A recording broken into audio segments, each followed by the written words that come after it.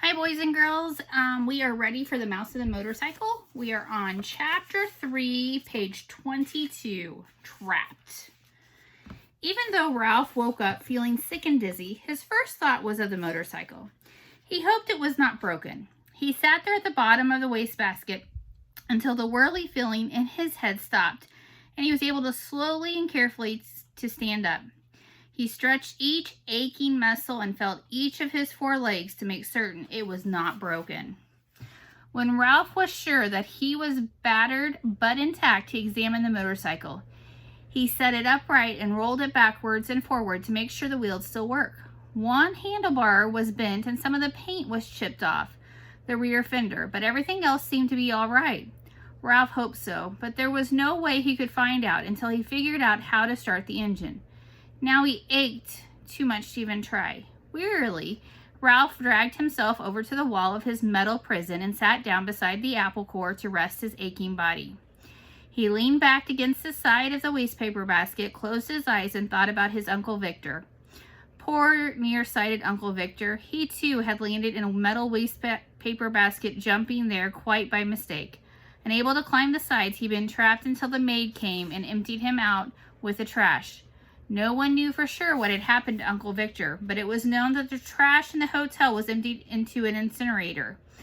Ralph felt very sad and remorseful thinking about his Uncle Victor getting dumped out with the trash. His mother had been right after all. His poor mother, gathering crumbs for his little brothers and sisters, while he, selfish mouse that he was, sat trapped in a metal prison from which the only escape was to be thrown away like an old gum wrapper. Ralph thought sadly of his comfortable home in the mouse hole. It was a good home, untidy but comfortable.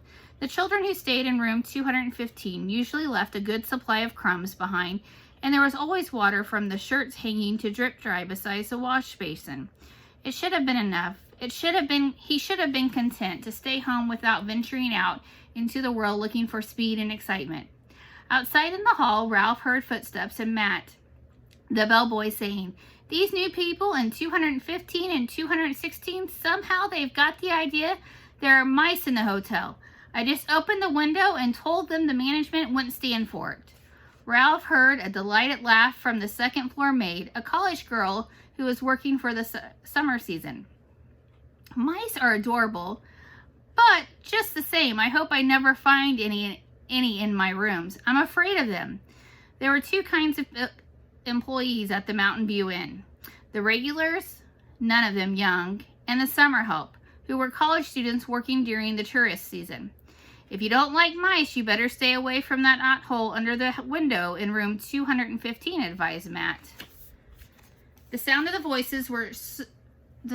voices so close made Ralph more eager than ever to escape. "No," he shouted, his voice echoing in the metal chamber. "I won't have it. I'm too young to be dumped out with the trash."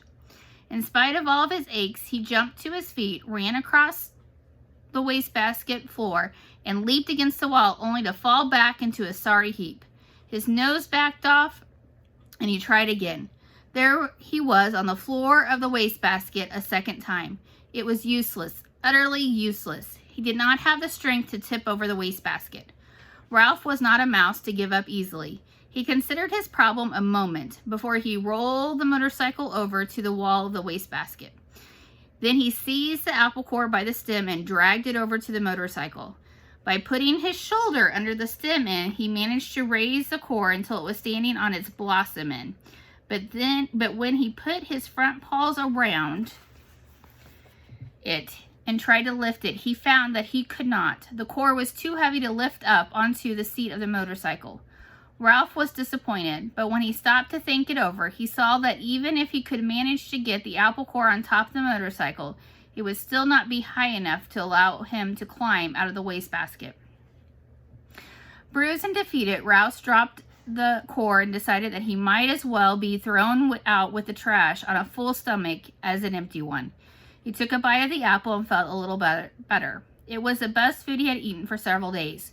Juicy and full of flavor, much better than the damp, zip-back crumbs the last guest had left behind.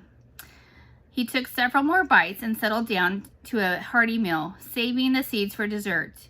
2 ant scouts appeared on the rim of the wastebasket. "Go away," said Ralph crossly, because he did not like to eat food crawling with ants, and because it embarrassed him to be seen in such a predicament. The ants left as silently as they had come. When Ralph had eaten his fill of the apple, he curled up beside the core. He only hoped that someone might happen to drop a Kleenex over him. It was bad enough to be carried to one's doom in a wastebasket, but to be carried to one's doom by a shrieking maid was unthinkable.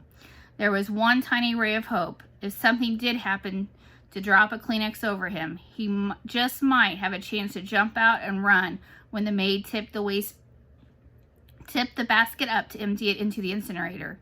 The thought that the boy was sure to miss his motorcycle and start looking for it kept Ralph tossing and turning behind the apple core until stuffed and exhausted, he finally fell asleep. So boys and girls, we'll have to read tomorrow and see what happened in chapter 4 to Ralph. Have a great day.